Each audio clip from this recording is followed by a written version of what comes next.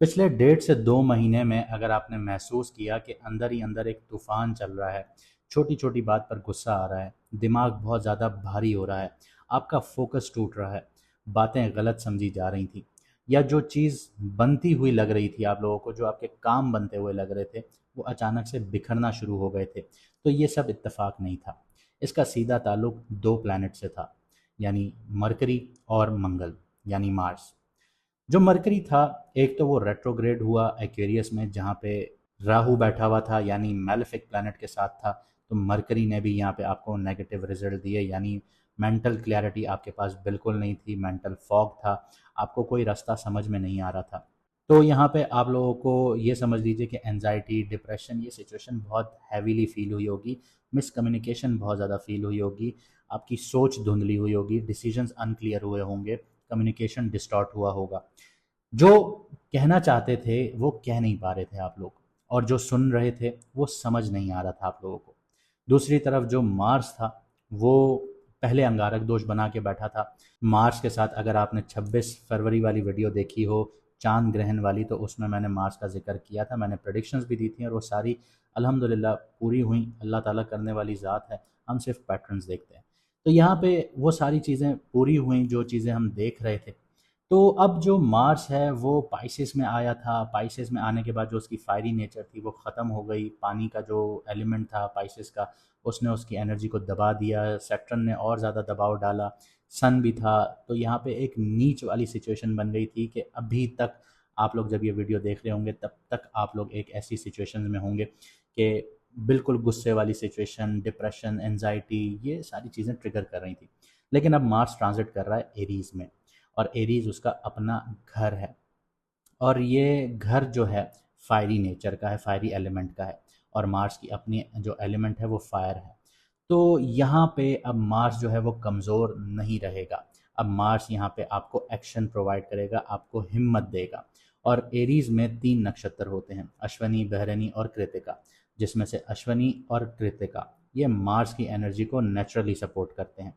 यहाँ पे fast action मिलेगा आप लोगों को, हीलिंग वाली आपको एनर्जीज मिलेंगी, क्लियर डायरेक्शन मिलना शुरू होगा। और मार्स यहाँ पे 11 मई से 21 जून तक रहेगा।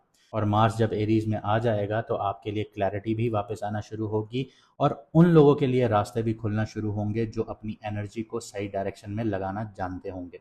और जिस वक्त तक आप ये वीडियो देख रहे होंगे उस वक्त तक मरकरी जो है वो ट्रांजिट कर चुका है, पाइसेस से निकल चुका है। पाइसेस में ये नीच का था, जिसकी वजह से आपने कम्युनिकेशन गैप देखा, एनजाइटी देखी, डिप्रेशन देखा। अब वो पाइसेस से निकल चुका है 30 अप्रैल को। तो यहाँ पे अब मरकरी भी पॉजिटिव, यानी आपको मेंटल फॉग जो था वो भी ख़त्म होगा। तो अब यहाँ पे ये समझ लीजिए कि आपकी सोच, आपकी कम्युनिकेशन, डिसीजन मेकिंग, ये सारी चीज़ें कंट्रोल होना शुरू हो जाएंगी। अब आप इनको प्रॉपरली यूटिलाइज करेंगे। जब तक ये पाइसेस में था, वीक हुआ था, आपने वीक होते हुए देखा था, आप कंफ्यूज रहे थे, एंशियस रहे थे, मेंटली स्कैटर्ड रहे थे। लेकिन अब आपकी जो एनर्जीज़ हैं वो आपको वापस मिलने जा रही हैं। लेकिन एक चीज़ और याद रखिएगा कि मार्स जो है वो आपको एनर्जी तो देगा, हिम्मत भी देगा, क्योंकि ये इसी चीज़ का प्लैनेट है। तो ये आपको डिस्टर्ब भी कर सकता है कि आपका गुस्सा जो है वो कंट्रोल से बाहर हो सकता है। अब चीज़ें आउटब्रस्ट होंगी, मैं बहुत जल्द प्रिडिक्शन पोस्ट करूँगा। आप पोस्ट पर, जो कम्युनिटी पोस्ट होता है उस पर ज़रूर देखिएगा, क्योंकि मैंने पहले भी पोस्ट की थी, दूसरी भी पोस्ट की थी, वो भी काफ़ी लोगों ने देखी और वो सारी चीज़ें प्रूफ हुई। 18 से 24 तारीख की विंडो में मैंने बता दिया था कि कोई भी जो आप लोगों की इस्लामाबाद टॉक्स हो रहे हैं, जो डिप्लोमेसीज़ हो रही हैं, ये फ़ेल हो जाएंगी। तो वो सारी चीज़ें हुई, तो मैं अभी आपको एक नई प्रिडिक्शंस भी दूंगा, वो ज़रूर देखिएगा। तो अब आपके लिए एनर्जी जो है वो शिफ्ट हो रही हैं। इसका आपकी लाइफ पे, आपकी लाइफ की डायरेक्शन पर क्या इम्पैक्ट आएगा, हम इस चीज़ को जानते हैं। लेकिन एक छोटी सी चीज़ और कहना चाहूँगा कि जिन लोगों को अपना मून साइन नहीं पता, कमेंट सेक्शन में अपनी ओरिजिनल डेट ऑफ बर्थ लिखिए, आपको आपका मून साइन बता दिया जाएगा। और इसके अलावा जो लोग अपॉइंटमेंट लेना चाहते हैं तो 50% फ़ीस ऑफ है। जब तक ये सीरीज़ अपलोड होगी तब तक ये 50% ऑफ रहेगा। लिमिटेड स्लॉट्स होते हैं, बहुत जल्दी बुकिंग हो जाती है, तो आप लोग अपने स्लॉट्स बुक करवा लीजिए, क्योंकि जब ये सीरीज़ अपलोड हो जाएगी, कंप्लीट हो जाएगी, तो फिर ये जो 50% ऑफ है ये ख़त्म कर दिया जाएगा। तो तो फिर वापस अपनी फ़ीस ओरिजिनल पर आ जाएगी। तो आप लोग फिर कहेंगे कि हमारे लिए फ़ीस कम करें, तो फिर नहीं होगी। तो जल्द से जल्द अपनी अपॉइंटमेंट बुक करवा लीजिए, चाहे मैडम एस्ट्रोलॉजर इनबॉक्स के लिए करवाना चाहें या मेरे से करवाना चाहें अपने कंसल्टेशन, तो दोनों के लिए फ़ीस 50% ऑफ है। आइए देखते हैं कि अब मार्स जो लाइफ की डायरेक्शन शिफ्ट कर रहा है वो किस तरफ कर रहा है आपके लिए। तो अगर आपका मून साइन लियो है, यानी कि सिंह राशि है, यानी कि बुर्ज असद है, तो जो मार्स का ट्रांजिट है वो आपके 9th हाउस में हो रहा है। और 9th हाउस से चौथी नज़र जो है मार्स की वो आपके 12th हाउस पर पड़ती है, जो नुकसानात का घर है। 7वीं नज़र आपके 3rd हाउस पर पड़ती है और 8वीं नज़र आपके 4th हाउस पर पड़ती है। तो ये जो फेज़ है ये आपके लिए एक्शन और इनर स्टेबिलिटी का होगा। इसके अलावा इसका जो इम्पैक्ट होगा वो आपके करियर, जॉब, बिजनेस, फाइनेंस पर क्या होगा। तो 9th हाउस के मार्स का मतलब इतना सा है कि अपॉर्चुनिटी मिलेगी, लेकिन आपको यहाँ पे पुश भी मिलेगा। एक ट्रैवल हो गया, लर्निंग हो गई, नई डायरेक्शंस हो गई ज़िंदगी की, वो अब आपके लिए खुलना शुरू होंगी। करियर शिफ्ट होगा अब आपका, या फिर एक्सपेंशंस के भी आपको यहाँ पे ख्यालात आएंगे कि आप चीज़ों को एक्सपेंड करें, चीज़ों को रेनोवेट करें, चीज़ों को मॉडिफाई करें। इस तरह की सिचुएशंस आपको देखने को मिलेंगी।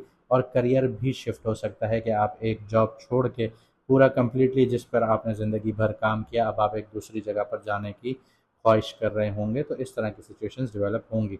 इसके अलावा आप लोगों के लिए फ़िलहाल बोल्ड डिसीजंस लेने का भी टाइम है, क्योंकि तीसरा घर एक्टिवेट है। तो एफर्ट्स करना पड़ेंगे आप लोगों को, लक अकेली आपका साथ नहीं देगी। 12th हाउस जो है उसकी इन्वॉल्वमेंट भी यहाँ पर आ जाती है। कुछ एक्सपेंसेस या आपको नुकसानात भी हो सकते हैं इस टाइम पीरियड में। यहाँ पे आप लोगों ने करना ये है कि जो नई अपॉर्चुनिटीज़ आ रही हैं, मिल रही हैं, तो उनको आप लोगों ने ग्रैब करना है, हासिल करना है, उनको आपने छोड़ना नहीं है। इसके अलावा अपने जितने भी रिस्क हैं आप लोगों ने वो कैलकुलेटेड रिस्क लेने हैं। तुक्के पर आपने कोई भी रिस्क नहीं लेना। स्किल्स को अपग्रेड करना है आप लोगों ने। जो काम आप कर रहे हैं उसके अलावा दूसरे स्किल्स सीखिए, ताकि आपको ज़िंदगी जो आगे आने वाला फेज़ है वो ज़्यादा टफ ना लगे। इसके अलावा आप लोगों ने ब्लाइंडली रिस्क नहीं लेना, आंखें बंद करके रिस्क नहीं लेना, सिर्फ लक पर डिपेंड नहीं करना आप लोगों ने। अननेसेसरी एक्सपेंसेस आप लोगों ने अवॉइड करने हैं, इसके लिए अपनी बजटिंग कीजिए। आगे बढ़ते हैं, लव, रिलेशनशिप और मैरिड लाइफ की बात करते हैं। तो यहाँ थोड़ा इमोशनल इम्बैलेंस आ सकता है। 4th हाउस पर 8वीं नज़र पड़ती है। घर का सुकून डिस्टर्ब हो रहा है। तीसरा घर भी एक्टिव है, तो कम्युनिकेशन शार्प और एग्रेसिव होने जा रही है। मैरिड लोगों की बात करें तो बात बात पर आर्ग्यूमेंट्स हो सकते हैं। इमोशनल डिस्कनेक्ट देखने को मिल सकता है। सिंगल्स की बात की जाए तो अट्रैक्शन हो सकती है, लेकिन क्लैरिटी मिसिंग होगी। यहाँ पे करना ये है कि अपनी जो कम्युनिकेशन टोन है उसको बहुत कामली आप लोगों ने करना है। पार्टनर की फीलिंग को समझना है। आप लोगों ने यहाँ पे हार्श वर्ड्स जो हैं, जो एक ऐसे अल्फाज के अगले को चुभ जाएं, वो अवॉइड करने हैं। ईगो आप लोगों ने अवॉइड करना है। इमोशनल रिएक्शंस आप लोगों ने अवॉइड करने हैं। आगे बात करते हैं आपकी हेल्थ की। तो ये एरिया थोड़ा सा हिडन इम्पैक्ट लेकर आ रहा है, क्योंकि 12th हाउस एक्टिव है। यहाँ पे स्लीप डिस्टर्बेंस देखने को मिल सकती है।